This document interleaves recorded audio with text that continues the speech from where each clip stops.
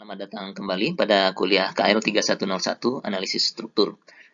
Kali ini kita akan membahas tentang kerja gaya dalam atau energi regangan. Untuk menghitung kerja gaya dalam, kita ambil satu elemen kecil dari sebuah struktur yang menerima beban. Pada elemen ini kita anggap ada tegangan akibat gaya dalam yang bekerja dalam arah X, ya, sigma X. Elemennya berukuran dx, dy, dan dz. Sebelumnya kita sudah ketahui bahwa kerja itu adalah gaya dikalikan dengan perpindahannya, atau kalau dalam hal ini karena gaya dan perpindahannya berhubungan dan linier, kerja adalah setengah dikalikan gaya dikalikan dengan perpindahan. Pada elemen ini, gaya adalah tegangan dikalikan dengan luas penampang yang di depan ini. Jadi sigma df itulah karena elemen kecil gayanya masih dalam bentuk diferensial gaya. df sama dengan tegangan ini sigma x dikalikan dengan penampang ini dy dikalikan dz. Sedangkan perpindahan yang dialami karena tegangannya dalam arah x, maka perpindahannya juga mestinya dalam arah x. Definisinya adalah regangan dikalikan dengan panjang semula, itu akan jadi perpindahan. Jadi epsilon ini regangan dikalikan dx itu sama dengan diferensial perpindahan d delta. Lalu sesuai dengan definisi kerja, du ini adalah diferensial dari kerja gaya dalam atau energi regangan, labelnya U. Kalau kerja gaya luar sebelumnya labelnya W, ya. Jadi du itu adalah setengah df d delta, seperti definisi kerja pada yang sudah kita bahas sebelumnya. Dan kita masukkan nilai-nilainya, df itu adalah sigma dy dz, kemudian d delta adalah epsilon dx. Kita dapatkan bahwa energi regangan itu sama dengan setengah kali tegangan dikalikan regangan dikalikan dengan volume dari elemen kecil diferensial ini. Nah, untuk memperoleh energi regangan untuk seluruh struktur, kita tinggal integrasikan atau jumlahkan ke seluruh struktur. Jadi U adalah integral dari tegangan dikalikan regangan per 2 dikalikan dengan diferensial volume dan diintegralkan untuk seluruh volume struktur. Dari hukum Hooke kita ketahui bahwa epsilon itu adalah sigma dibagi dengan modulus elastisitas. Jadi kita bisa masukkan itu ke dalam sini sehingga sigmanya jadi sigma kuadrat dibagi dengan 2e dan diintegrasikan untuk seluruh volume struktur. Nah, selanjutnya nanti sigma ini formulasinya akan berbeda-beda tergantung dari gaya dalam yang menyebabkannya.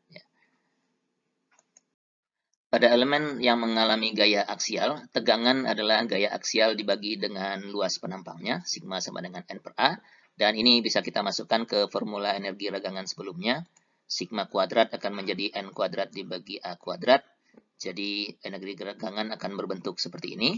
Dan jika penampang dari batang atau elemen tersebut konstan, dV kita bisa ganti jadi A dx, sehingga bentuk energi regangannya akan seperti ini. Integral hanya di sepanjang batang dari N kuadrat dibagi 2EA. Pada struktur rangka batang, gaya normal atau gaya aksial biasanya konstan, sehingga integrasi ini bisa kita langsung jadikan dikalikan dengan panjang batang saja. Jadi kita peroleh UN, energi regangan akibat gaya normal atau aksial, itu adalah N kuadrat L dibagi 2EA.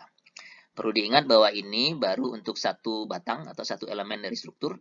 Jika struktur mempunyai beberapa elemen, kita tinggal menjumlahkan energi regangan dari masing-masing elemen tersebut.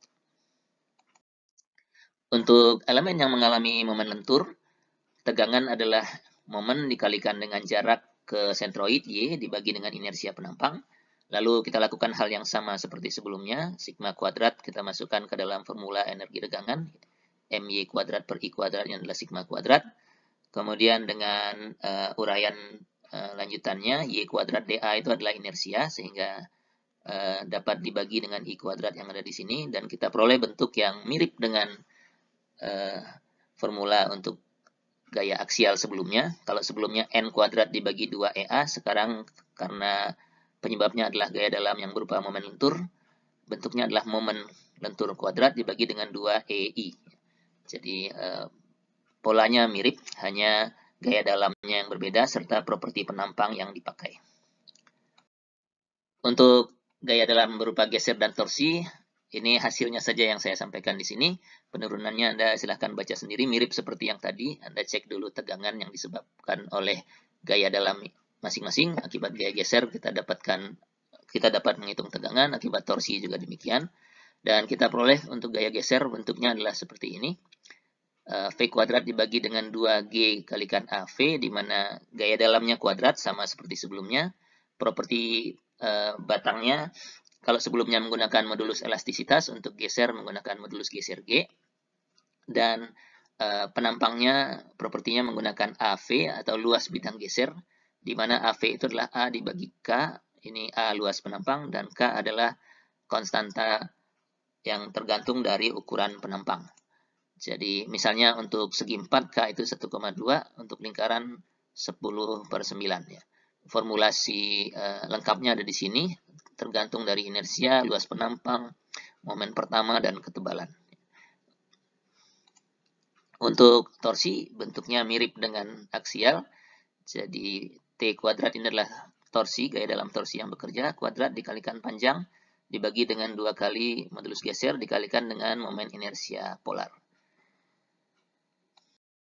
Demikian pembahasan singkat mengenai energi regangan atau kerja gaya dalam.